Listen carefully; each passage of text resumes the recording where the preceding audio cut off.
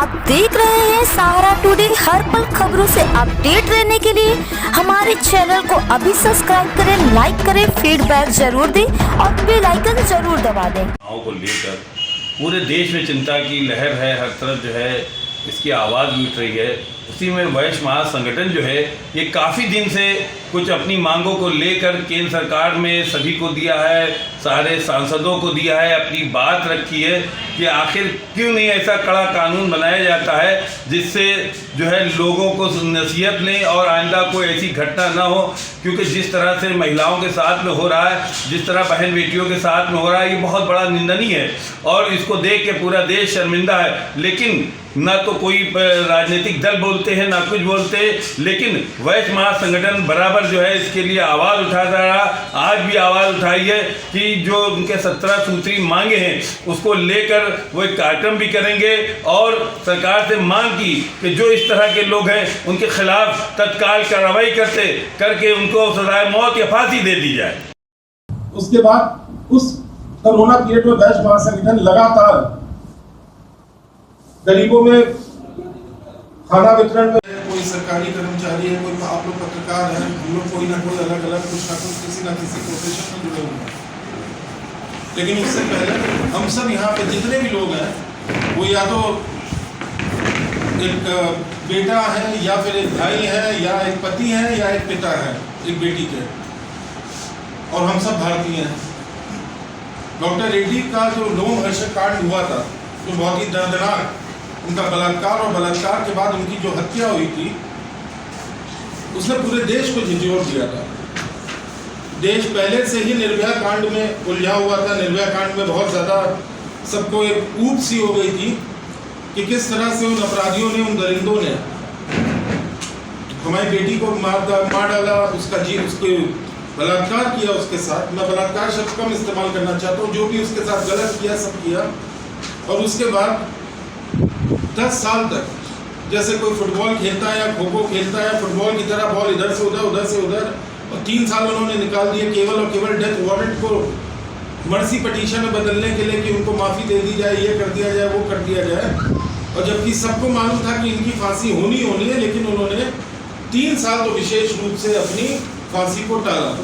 उन्होंने कानून के साथ, कानून की कमियों के साथ ऐसे जम के खेला जैसे बच्चे फुटबॉल खेलते हैं, क्रिकेट खेलते हैं, उसी तरह से उन लोग ने सामने तो केस ऐसे हुए हैं भारत में जिसमें हर आदमी ने अपना जुड़ाव कहीं ना कहीं महसूस किया।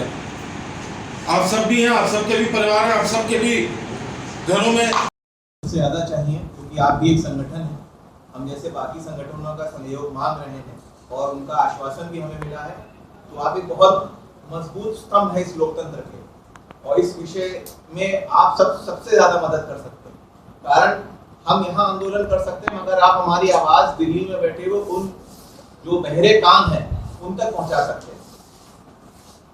हर में आ करते हैं। सबसे बड़ी बात जो अभी तक शांति सभा करने जा रहे हैं, और हमारा प्रयास है कि कार्यक्रम इतना बृहद, इतना विराट हो कि हमारी बात, हमारी मांगे, जो हमने 17 सूत्री मांगे तैयार की है 1 महीने के शोध कार्य के बाद, कि महिलाओं को क्या समस्या आती, कैसी समस्या आती है रोजाना, किस तरह से वो एक भय शंका में जीती है। तो उसके आधार पर हम लोग ने 17 सूत्री मांग पत्र, सुझाव पत्र सरकार के लिए बनाया है। हमारा अनुरोध है, हम क्या बोले कि मतलब हृदय से उनसे अपील है, हमारे परम आदरणीय प्रधानमंत्री नरेंद्र मोदी जी से, कि कृपया हम लोग की इस मांग को समझें, जाने कि हम लोग किस बात पे 1.5 साल से आंदोलनरत है, क्या हमारा उद्देश्य क्या है, हमारी मंशा क्या है, एक बार मोदी जी समझें। और मुझे पूरी उम्मीद है कि हमारी अगर बात मोदी जी तक पहुंच जाएगी तो ये कानून बनने में 10 दिन भी नहीं लगेंगे। और आप सबसे मेरा हाथ जोड़ के निवेदन है, महासंगठन के समस्त पदाधिकारियों की तरफ से हाथ जोड़ के पुनः निवेदन करता हूँ, ये समस्या, ये लड़ाई आपके घर की भी है। जो भी यहाँ पे उपस्थित है, जितने व्यक्ति हैं, ना इसकी लड़ाई का कोई राजनीतिक एजेंडा है, ना इस लड़ाई का कोई निजी स्वार्थ है, ना इस लड़ाई में किसी भी तरीके की कोई छुपे हुए हितार्थ है, कुछ भी नहीं है ऐसा। पूर्ण रूपेण से 135 करोड़ भारतीयों और 65 करोड़ भारत की आधी आबादी के लिए एक लड़ाई है।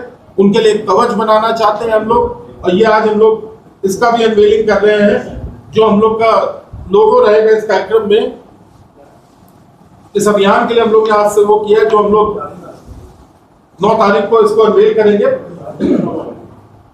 आप सबसे अनुरोध है, ये त्रिशूल के बारे में लोगों को बताइए। इस त्रिशूल को हम लोग सख्त नारी सुरक्षा कानून त्रिशूल बोलते हैं, और ये जो 17 सूत्री मांगे जिसकी हम लोग ने आप लोग को कॉपीज दी है, कृपया आप इनको एक बार पढ़ें, समझें। और मुझे पूरी उम्मीद है आप भी एक पिता होने के नाते, भाई होने के नाते, बेटा होने के नाते, पति होने के नाते आप हमारी इस मांग से हर तरीके से आप सहमत होंगे और इस बात को ढंग से उठाएंगे। क्या ये माना जाए कि सरकार जो है आपकी बातें सुनने में असफल रही है, इसलिए आपने त्रिशूल उठा लिया? हमें ये लग रहा है कि हमारी बात पहुंच नहीं पा रही है सरकार तक, ये भी बात हमें लग रही है। लेकिन हाँ, कुछ एक सांसदों के बड़े बेतुके से जवाब हमारे पास आए, मैं नाम नहीं लूंगा, जनतंत्र है, हम नाम नहीं ले सकते ऐसे, लेकिन आपको सांसदों के बड़े बेतुके होकर वो वापस ज्ञापन कर दिया उन्होंने कि वो उनके मतलब का नहीं है। अब समझ में नहीं आ रहा वो आकाश से अवतरित हुए हैं या धरती के अंदर से प्रकट हुए हैं। भाई वो भी किसी की कोख से पैदा हुए होंगे, वो भी किसी के, उनकी भी माँ होगी, हर हालत में कोई ना कोई बहन भी होगी, और जिन्होंने वापस किया है उनका तो भरा पूरा परिवार है, पूरा देश उनको बहुत अच्छे से जानता है, उनके पिता को जानता है, उनकी माओं को जानता है, उनकी बहनों को जानता है, सबको जानता है। तो अब उन्होंने वापस ऐसे चेहरों को आप बेनकाब कर दीजिए, कितनी देर लगेगी आप? सर, चेहरा बेनकाब करने पे आएंगे तो ऐसी 50 चीजें हैं जिसपे फिर तो शायद आधी राजनीति खाली हो जाएगी, फिर एडमिनिस्ट्रेशन नहीं बच पाएगा अगर चेहरा बेनकाब करने को उतर रहेंगे। आप देख रहे हैं सहारा टुडे, हर पल खबरों से अपडेट रहने के लिए